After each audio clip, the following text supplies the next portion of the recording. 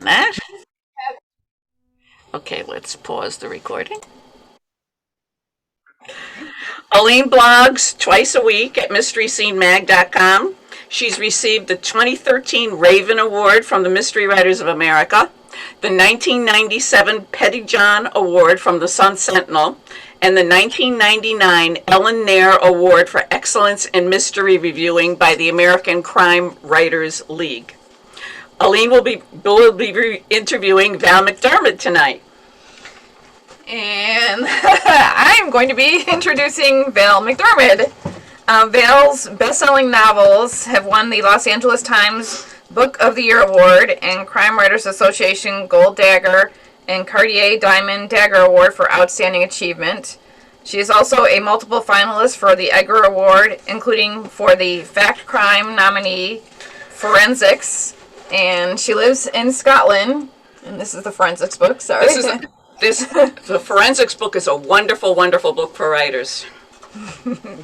And they'll be talking tonight about 1979, Val's latest book, the first in a new series.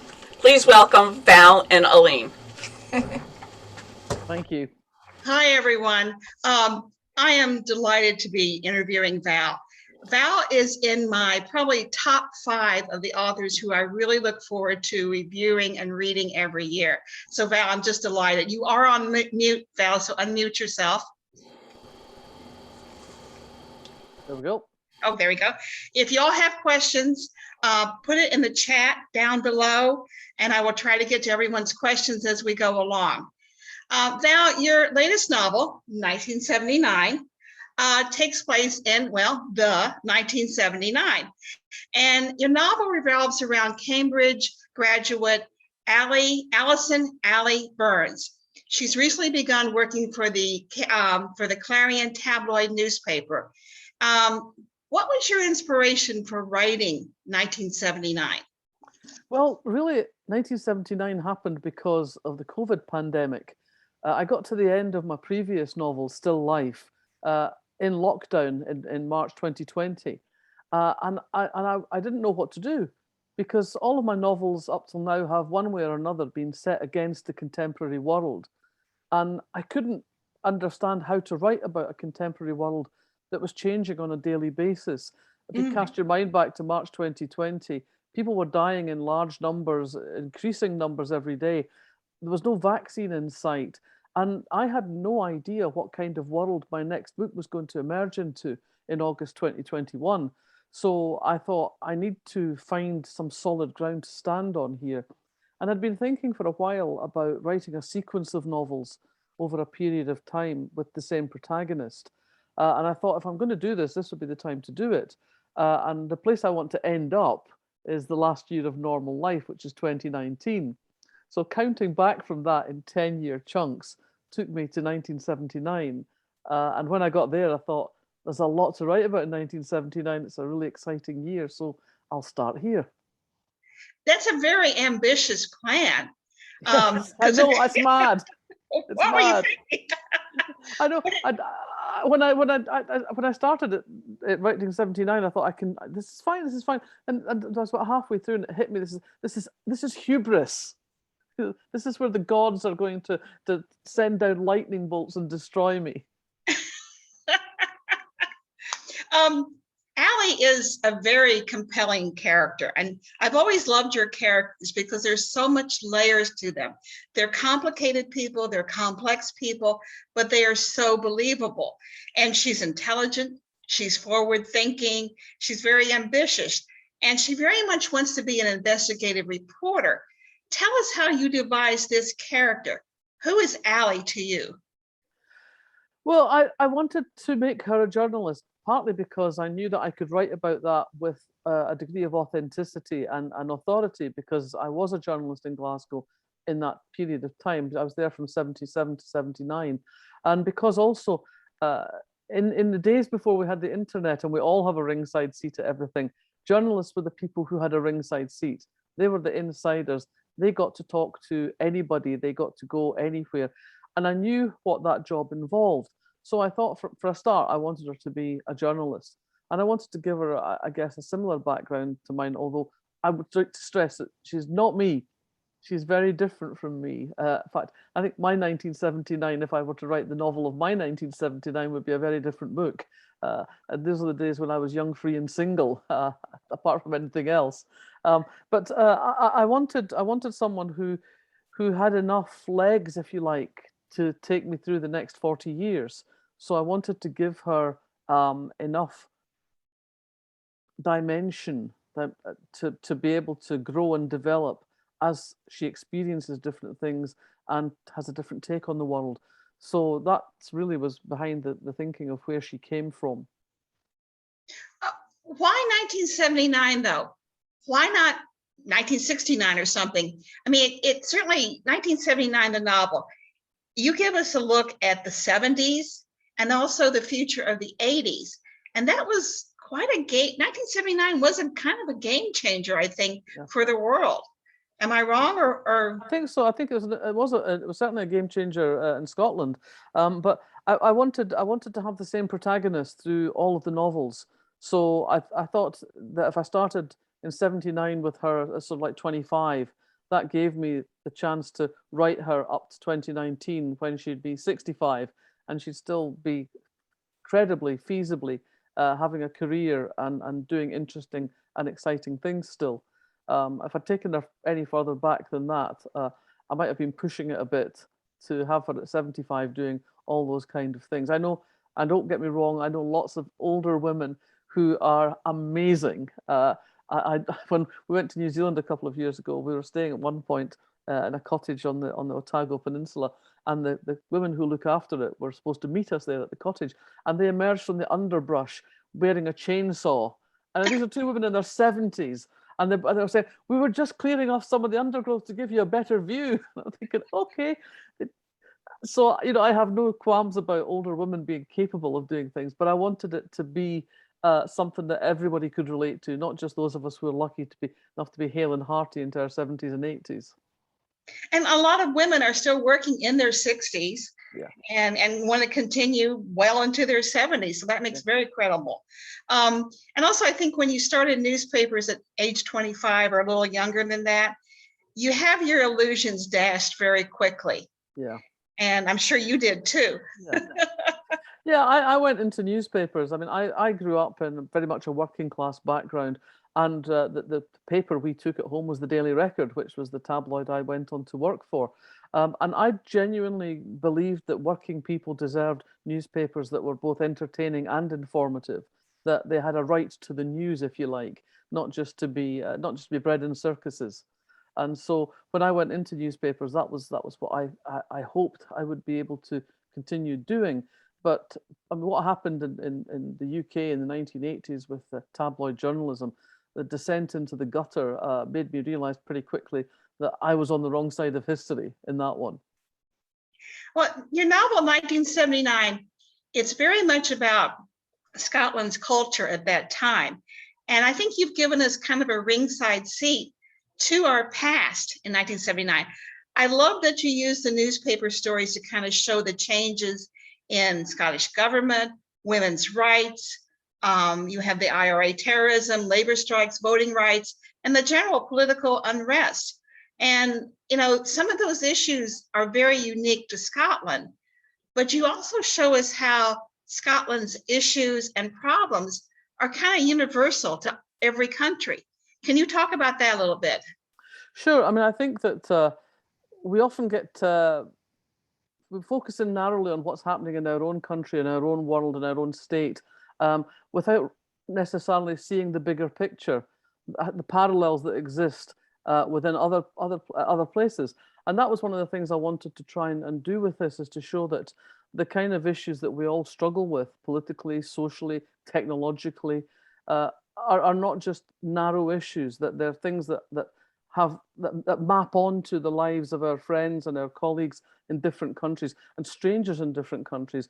The kind of human issues, the human upheavals that we all go through are reflected, I think, in narrow focus, but you can widen that out to apply to what happens to you and those around you.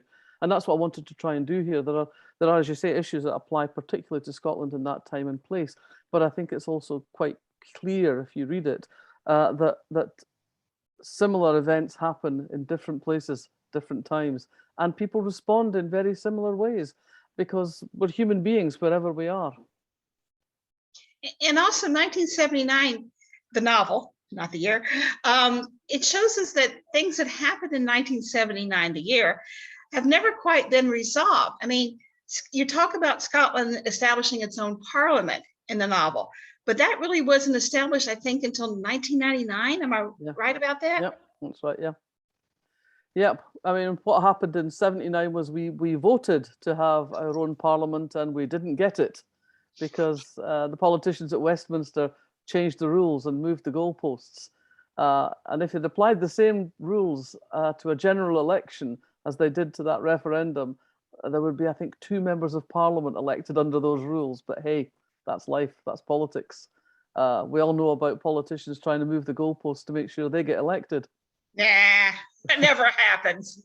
I think you've had a little bit of that in Florida from time to time. Just a tiny bit, yeah. We induct into office and we indict the same day. So, you know, that's Florida.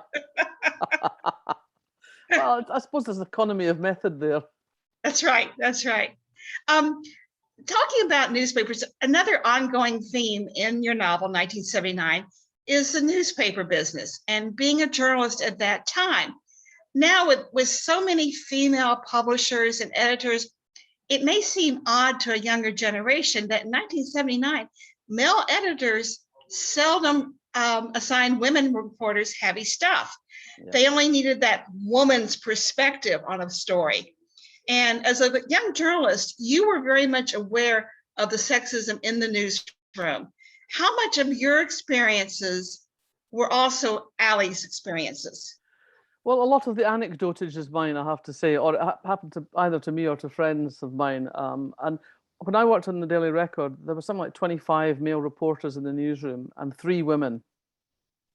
And the women were not allowed to be on shift together at the same time because put women in the room together and all they'll do is sit around and gossip and swap knitting patterns or whatever. And this is obviously trivial conversation. It's always amused me that when women have a conversation, it's trivial gossip. When men talk about football, it's absolutely vital. So there was that very much sense that we didn't get a hand on the big stories because that was we were there for other reasons. I mean, going forward a little bit in time, in the 1980s, I was a shop steward, a trade union official in the paper that I worked on, and again I was the only woman on the staff, and we had a job vacancy coming up, and there was somebody who used to do regular shifts for us who worked for another newspaper.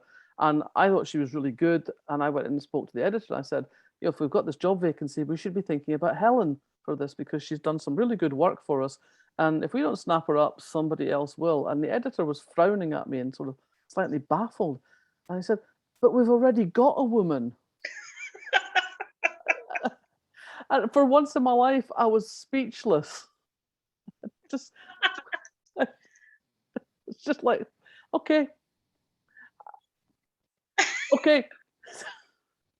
We got a woman. We don't need another one. Yeah. Well, you also show that how the editors, they were so amazed that your character Allie was a much better writer than most of her male colleagues. Yeah. And I think that's very true too in newspapers, that they're always astounded that women could do a good job. Yeah, and I mean, that actually plugs into my own direct experience in newspapers. When I worked on the Record, there were a couple of reporters who were really good reporters in that they were tremendously good with the contacts. They had great contacts. They were great at coming back with the story, with the quotes, and they couldn't write. Yeah. And I was often deputed to go and sit and get the story from them and write up the story. My name, of course, would never be on the story, but I just did the writing side of it. And of course, Allie actually uses that strategically in the book as a way to get her foot in the door of writing more serious stories. So, you know, it was something that she used probably better than I managed to use it in my day. There also was kind of a dress code when you went into newspaper. I know in my internship, they had only allowed women to wear pants the year before. And I actually they told me, we would send you home, but you're nice and clean. But women weren't allowed to wear pants before you started, right? 6 months before, yeah. And we were also only allowed to do the night shift 6 months before I joined, because heaven forfend you should have, women wandering around Glasgow by themselves in the middle of the night. But I think that sexism, that we've always done it this way attitude, and the good old boys club, that just wasn't in newspapers at that time. It was also in every business, Oh, yeah. office, industries, politics, and you kind of touch on that also. Yeah, I mean, I think it was everywhere at that point. It was starting to change, and to be honest, I think in newspapers and the cops were two of the places where it lingered longest, and still lingers to a degree.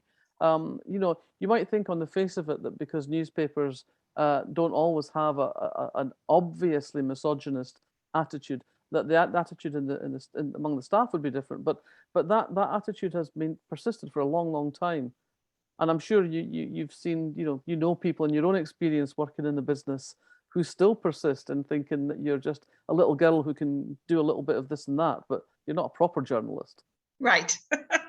You're bringing the women's perspective. Yeah, right. And I mean, that's obviously why you review mysteries, because women read that. That's right. That's right. Yeah, right. But I think one of the other things that's changed a lot, and one of the things I want to deal with over the course of these books, is how the media has changed and how our consumption of the media has changed. I'm thinking back to 79 in terms of news. You got your news in the morning from the paper and an evening paper in some cities. But as far as television news was concerned, here in the UK, we had the 6 o'clock news and the 9 o'clock news. And if you missed the 6 or the 9, that was it. You didn't get any news till the morning when the paper arrived. Whereas it's not like now where we have 24-hour wall-to-wall news coverage.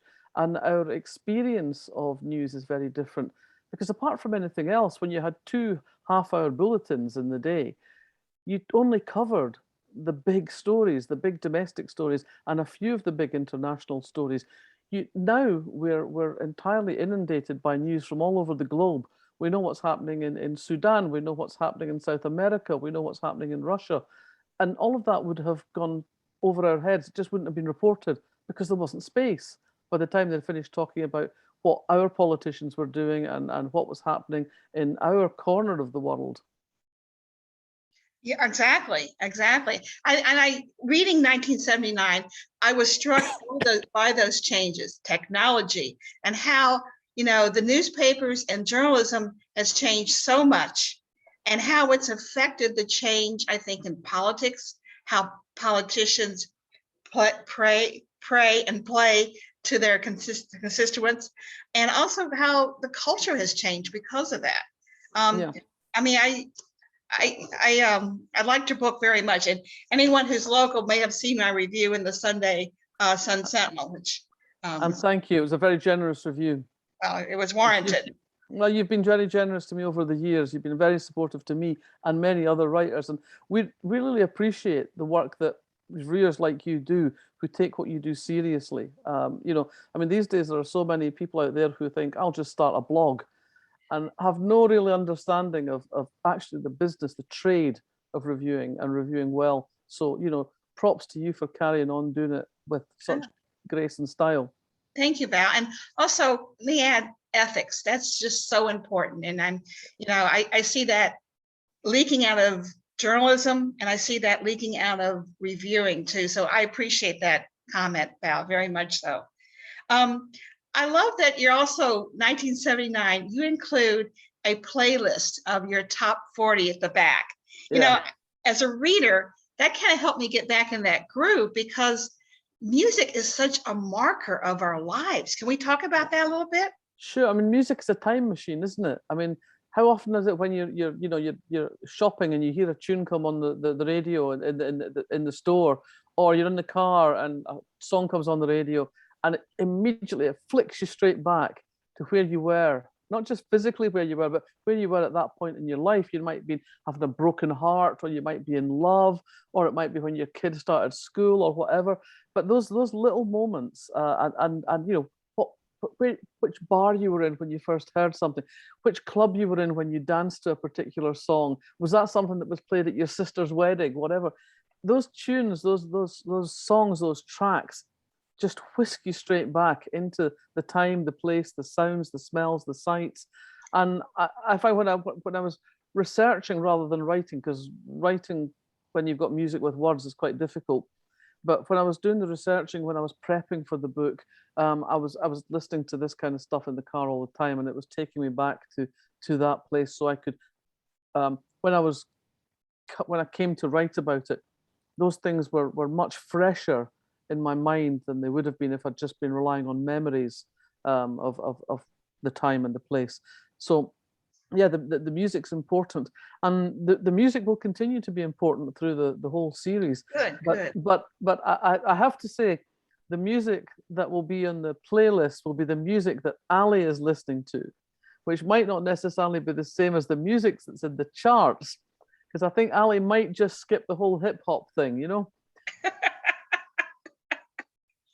I also, I may be wrong on this, but the playlist, it seemed like those were according to your favorites, not necessarily in alphabetical order. Is that right? Yeah, they were just the sort of random order that I plucked them out of the air, really. I mean, I went through various lists of tracks from that period, and picked out the ones that I liked, that I thought Ali would like as well. And the really weird thing was, after I put this list together, I realized that there's about 4 or 5 numbers on that list that actually are in the fun-loving crime writers set list. You know, because I don't know how, if everyone who's listened to this knows this, but we have a band called the Fun-Loving Crime Writers, which Right. is me and Mark Billingham and Chris Brookmeyer and Luca Veste and Doug Johnston and Stuart Neville, and we do covers of songs about crime and murder, and we've played a lot of book festivals, but we've also played Glastonbury, the big Glastonbury Music Festival in England, which is huge. Probably the biggest festival in the world, and we just have so much fun. But obviously, a lot of their songs go back quite a long way. So I suspect that some of our audience get transported back to their youth when Right. they come to our gigs. Now, you have a beautiful singing voice, because I've heard you sing.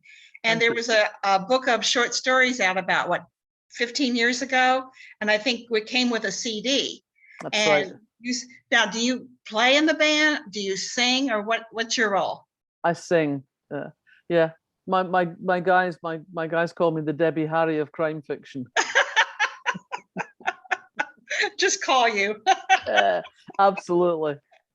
I have more questions, but if anyone has a question, please put your question in the chat below, and we're going to try and get to everybody.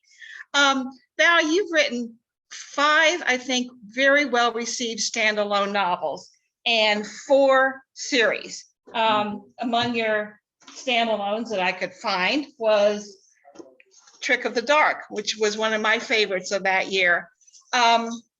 The best of your series, I think, are the 11 books you did about Dr. Tony Hill and Carol Jordan. You have 6 about Karen Pari. Is that how you pronounce her Pari. name? Okay. Pari. And then about several about journalist Lindsay Gordon. That was, I believe, your first series. And private investigator Kate Brannigan. You haven't launched a new series. Oh, good. She's showing some things up. You haven't launched a new series since 1992. Why now? Because, as I said, I couldn't write anything else at the time, and I'd had this idea in my head for a little while before that, and mostly it was a way of avoiding writing a memoir, if I'm absolutely honest. My publishers had been on at me saying, you know, we think you should write a memoir. You've got such an interesting life. I've had a really dull life. You know what publishers are. But they were very keen that I should do a memoir, and I just thought, I don't want to do this for all sorts of reasons. I mean, apart from anything else, a lot of people would have to die before I could be honest in my memoir. Otherwise, I'd spend the rest of my life in the libel courts. But mostly, I just thought, I've got so many stories I want to tell in my head. I've got so many novels I want to write. I don't want to sit around writing about myself for a year and a half. I'm not interested in myself, really. I'm not that interested in delving into my history. And I think maybe that's something to do with the way that crime writers have to use their own experience. I think we don't usually directly use our own experience when we're writing.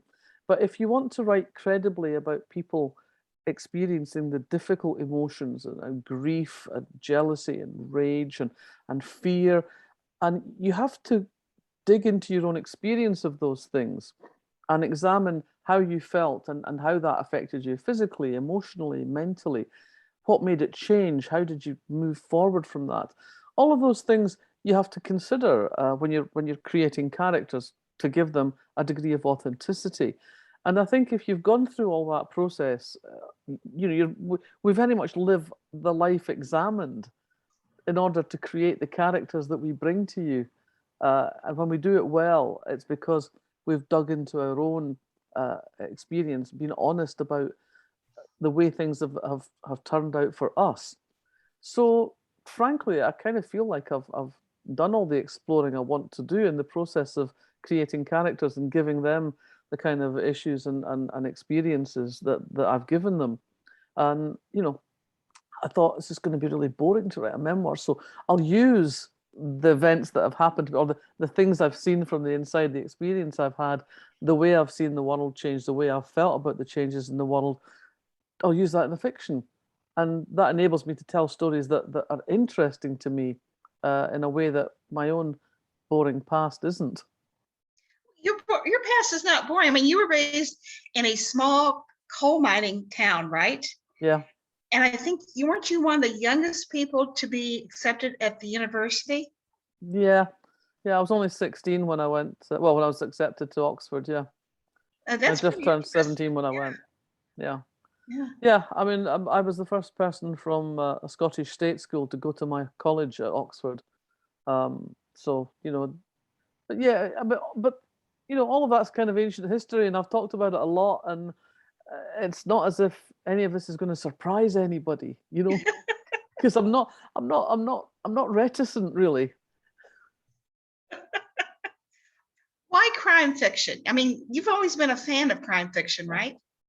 Yeah, I mean, it's a twofold story, really, in a way. I mean, partly it's because when I started writing, I knew from about the age of about 9 or 10 that I wanted to be a writer.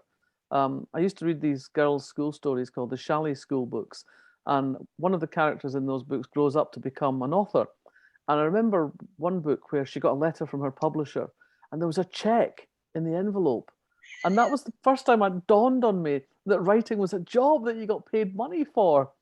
And I thought, that's what I'm going to do. I can make stuff up. I can tell lies. I can be a writer. And so I had that ambition in my heart. And when I left university, with a degree in English from Oxford, of course, I was going to write the great English novel. And I did indeed write a truly terrible great English novel that was rejected by pretty much every publishing house in London. And I didn't really know what to do, but I thought I'll write another one of these novels. In the meantime, a friend of mine who was an actor read my first attempt at a novel and said, I think this would make a good play. And so I basically crossed out all the descriptions, left in the dialogue, wrote some extra scenes to cover the bits I'd crossed out, and trotted off to the local theatre with it. And the local theatre director said, I want to do a season of new plays in the studio theatre, and this is perfect. So at the age of 23, entirely by accident, I'd become a professionally performed playwright. Wow. And the difficulty that I had was that I didn't know what I'd done right. So I couldn't repeat it. And I kept trying to write these plays, and honest to God, I still have a drawer full of them, and they are terrible. They are truly, truly terrible. No one will ever want to stage them, trust me. And eventually, the agent I had managed to acquire for my play dumped me, and I didn't. I was quite despondent at that point, But I still had this passion that I wanted to write and that I had something to say. And I thought, by this time I understood that I'd failed as a playwright because I didn't know how the thing worked. And so I thought, what I need to do is write something where I do understand how it works, what the machinery is under the bonnet, if you like. And I'd been reading crime fiction again since about the age of 9 or 10. My grandparents were not readers, and I used to stay with them a lot at weekends and school holidays. But they had a copy of Agatha Christie's Murder at the Vicarage for some reason. I think somebody must have left it behind by mistake, and they never got around to throwing it away. And I used to read that when I'd turn up with my armful of library books. When I ran out of books to read, I would reread the Agatha Christie. And I remember the excitement of realizing that Agatha Christie had written more than one book. And that was great. I thought, I've got to read these books. And the problem that I had then was that the books were in the adult library, and I couldn't get into the adult library with my children's tickets. So I did a bad thing. Agatha Christie, I'm afraid, led me to a life of crime. And I stole my mum's library tickets. And I went to the library and I said, I did the most pitiful face. I said, I have to get a book for my mum. She's not well. And God bless those librarians. It worked for 5 years till I got my grown-up adult library tickets. But it's just, and I was lucky enough that the Kirkcaldy Library, where I grew up, had a great crime fiction section. And I just read my way around the crime fiction shelves, from Agatha Christie, Dorothy Sayers, the classic queens of crime, on into the 1950s. And then, of course, by that time, I was starting to come across more contemporary British writers. And I thought, this is what I love. I love these books. And so whenever I was reading from that point on, there was always a crime novel on the go. Even when I was off at Oxford reading the great poets and the great dramatists, I was also reading the great crime fiction writers. And one thing that I discovered at Oxford was that although we didn't study crime fiction, every time you went into a Don's rooms, their bookshelves always contained those green and white classic Penguin crime novels. Yeah. So it was respectable to read it, if not to study it. And indeed, some of my relationships with ongoing relationships with crime writers came directly from some of the Dons that I knew at Oxford. So finding writers like Edmund Crispin and Josephine Tay came from those sort of those contacts and those "you must read this" moments. So yeah, it was in, by that time, I suppose it was my drug of choice. And so when I sat down to write a crime novel, I thought, this is something which I do kind of understand. And I think that the trigger that actually started me writing, were two books that really made a big impact. One was William McIlvanney's novel Laidlaw, which was published in 1978 in Scotland. That was the first time I'd read a novel set amongst working class Scots, where people talked the way that they talked for real in the streets. But set against that very vibrant street dialogue was beautiful prose. McIlvanney writes about Glasgow in this really beautiful, evocative way. And I'd never read a book like this before, never come across anything like this. And it kind of gave me permission that someone from my background could write about the world that they lived in. And the other book that really played a big part for me was Sarah Paretsky's Indemnity Only. Oh, yeah. Because here was a novel with a female protagonist who had a brain and a sense of humor and agency. She didn't need to wait for the guys to come along to sort everything out. And also, it had that real sense, as Laidlaw did, of place impacting the way the story was written. The lives these characters led, they led because they lived in Chicago or Glasgow. And in a sense, those particular novels couldn't have happened anywhere else.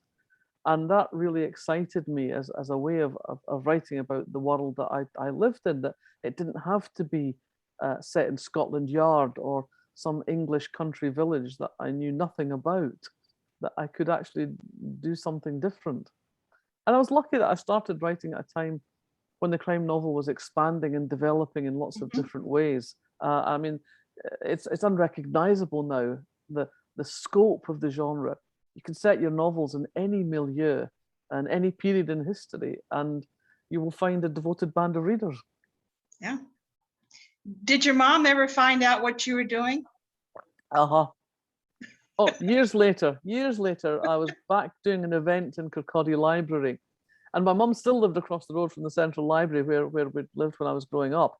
And I said, why don't you come over to the event? Come and see what I do for a living, And so she said, oh, all right, I'll come over. And there were still one or two at the event. There were a couple of women there who had been librarians when I was a kid. I mean, you know what it's like when you're a kid. You think the librarians are absolutely ancient. Oh, I yeah. mean, they must have been about 25, And anyway, I was there with my mum, and I introduced my mum. And one of them looked a bit taken aback and says, "Oh, Mrs. McDermott, I thought you must be dead." I said, "Dead? Why would I be dead?" And the librarian said, "Well, were you being a bedridden invalid all those years?" And I'm going like, no, I'm in so much trouble now.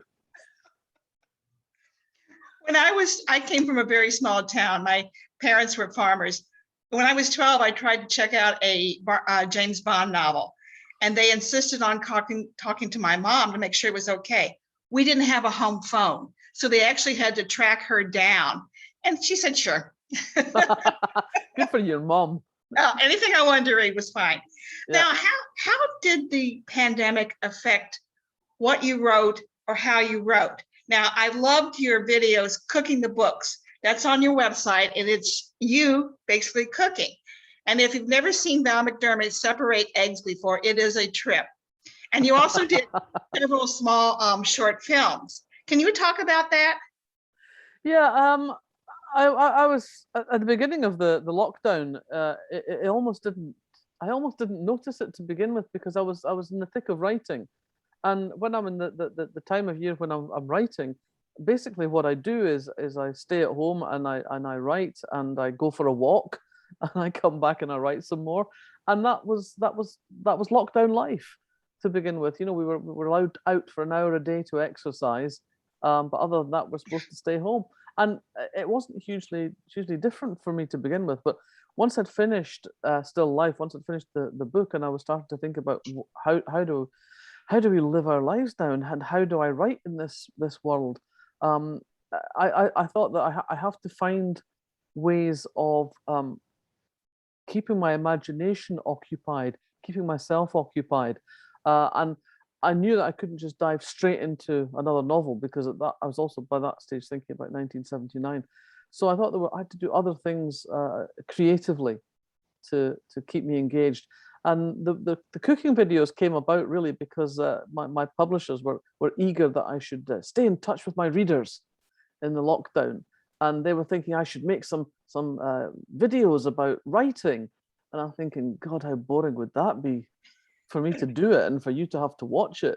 But then I thought that, remember that people often ask me about the food that my characters eat in the books, and I think when I'm writing, I always think, I remember being a journalist and how you're stuck out on the road or you're stuck in a stakeout, and sometimes the only thing that keeps you going is the thought of a pie in 3 hours' time.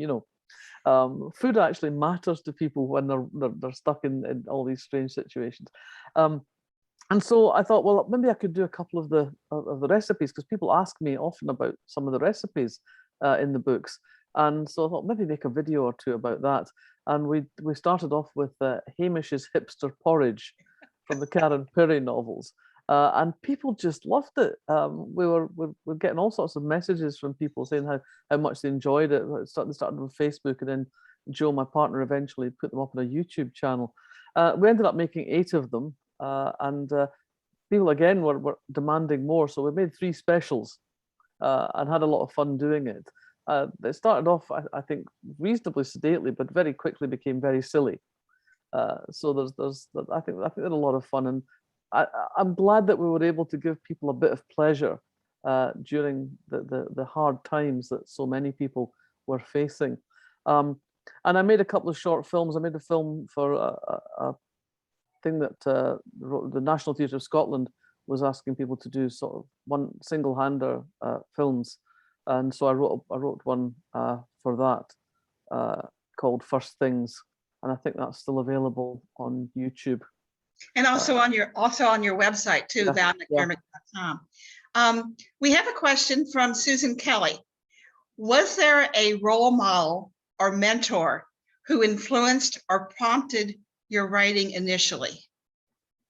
I was lucky enough. I had a couple of very good English teachers when I was at high school, who encouraged me to write.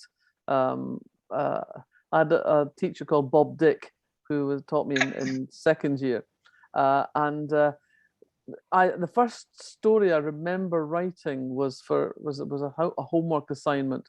We'd been reading Sherlock Holmes stories in class, and our homework assignment was to go and write a detective story.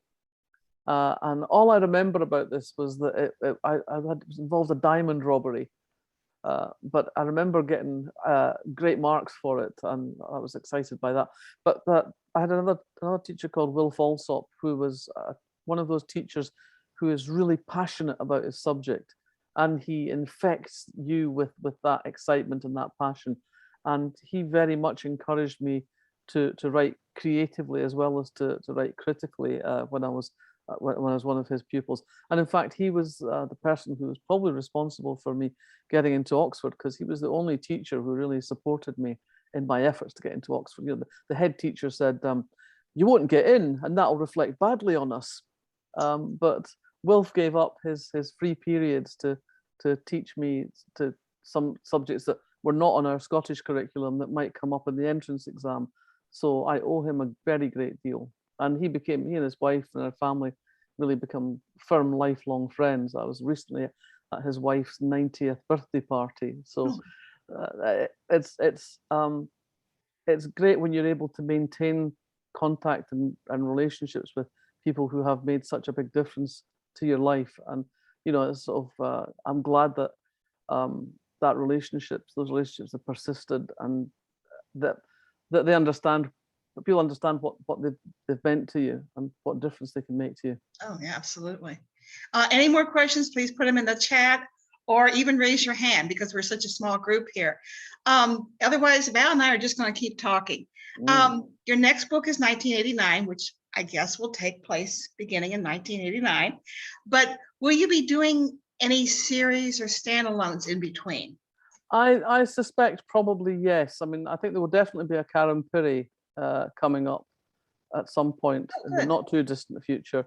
That's currently being made for television. Karen Pirie, they've done the first book, features Karen Pirie, The Distant Echo. They're just finishing the filming of that. It's a 6-hour television series that will be shown in the UK some point in the new year, and hopefully we'll make it across to America as well. So I've very much got Karen in the back of my mind at the moment as well. So there'll definitely be a Karen Pirie, and who knows what else, because I never really know much further than the next book what I'm writing. I've never had. This is the first time I've actually started a series with a sort of sense of this is the arc of this series. It'll be 5 books, and that'll be that. I never had any sense with Tony and Carol how long it was going to go on for. It really literally ran from book to book. What can I do with them now? Where can I go with them now?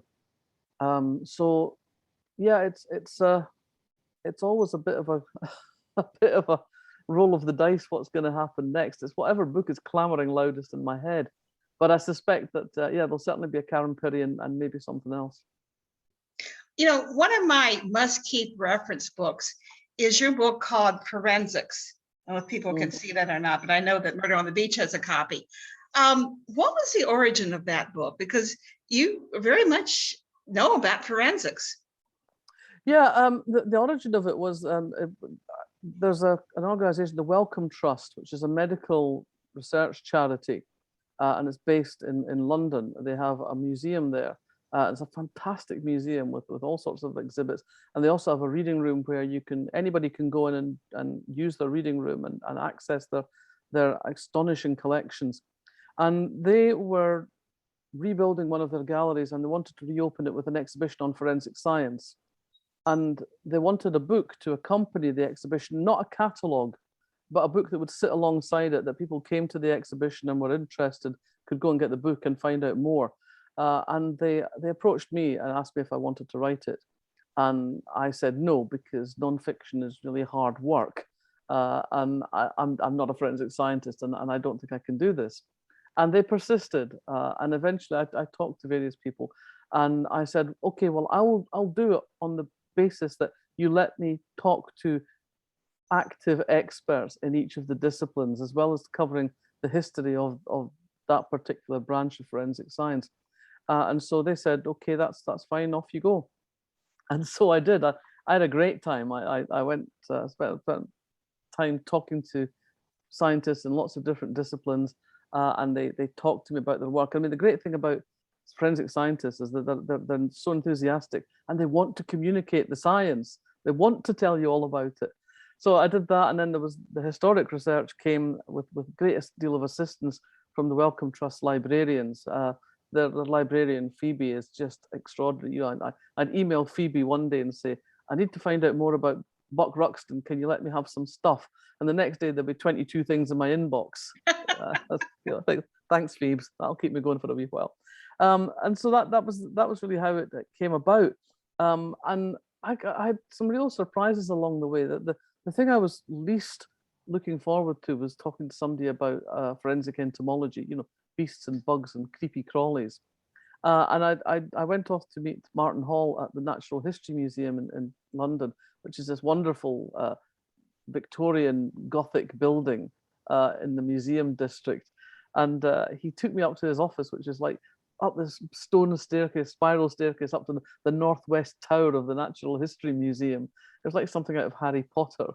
And he said, we're not allowed to have our office up here because there isn't a fire escape. So if there is a fire, we'll just have to climb out on the roof. I'm thinking, okay, that's a good start to the day.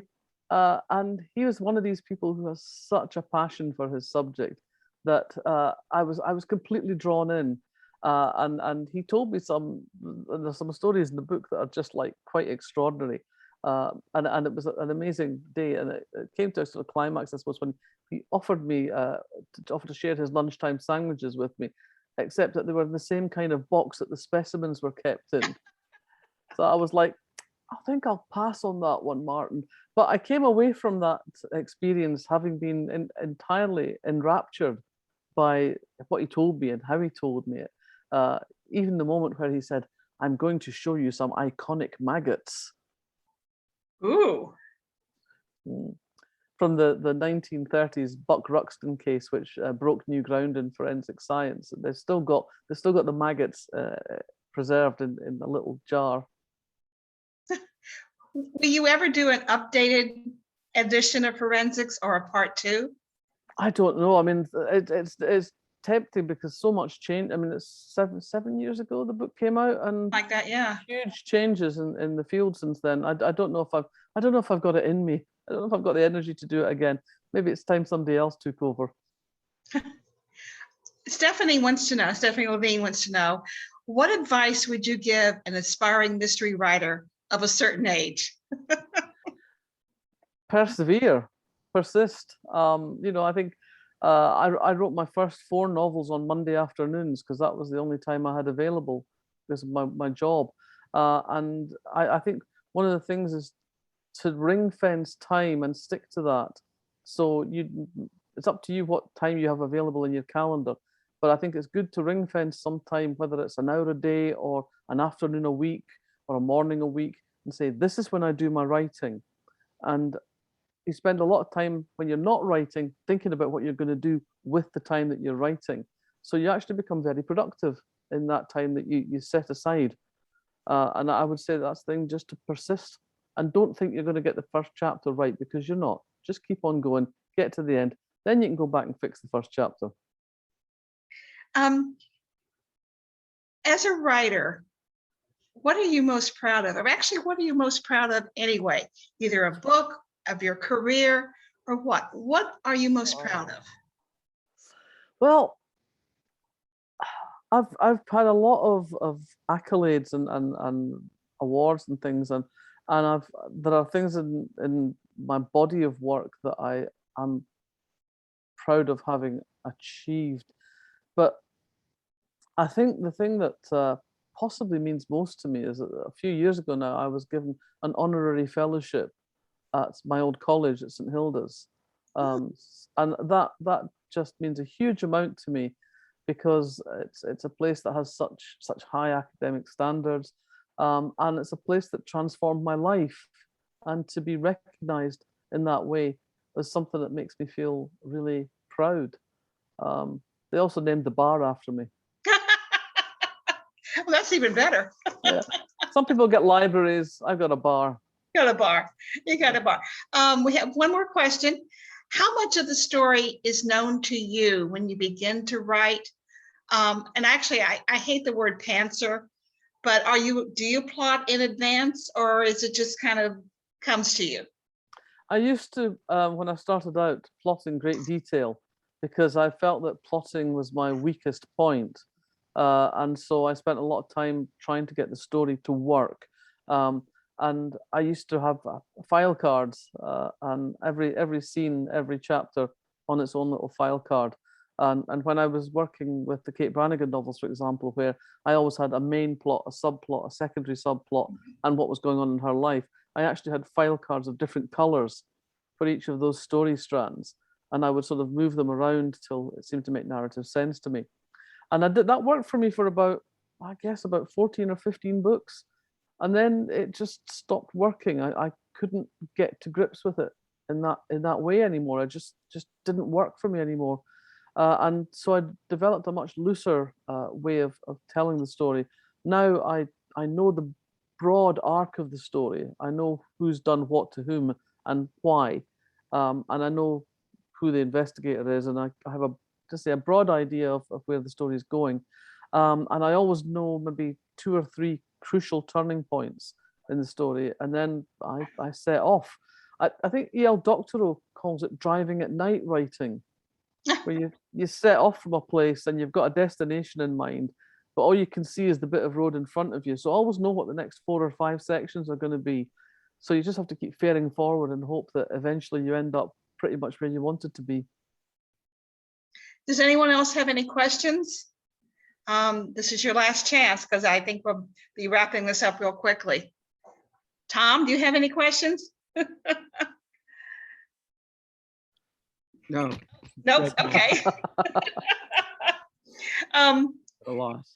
Your books have translated very well to film, and I'm glad to hear that Karen will be coming out. The Wire and the Blood was really good. A Place of Execution, which took a little bit different than the Wonderful. My favorite. Yeah. one of my favorites. So I'm that's just a statement, Val. Are you happy with your translation to film? Yeah, I've been very well served, I think, in the past, and I hope that'll continue into the future. I've got other things in development as well as the Karen Pirie. So hopefully that will continue. I try to work only with people that I trust and I like, in the hope that that'll end up with a good product. But obviously, sometimes you do have to have changes between the book and the television, because things just don't work. The grammar of the storytelling is different.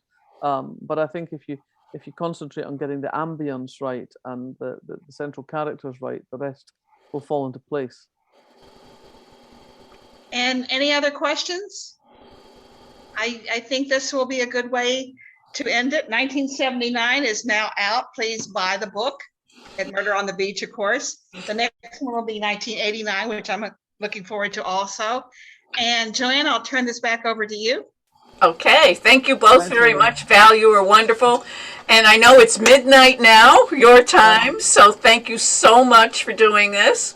Yes. And Aline, thank you again for a wonderful interview. You're always great.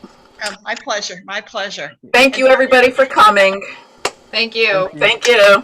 Thank you. Bye, Good Val. night. Thank you. Night. Bye. Thank you. Bye. Val. Bye, Tom. Good night. Good night, Good night. everybody.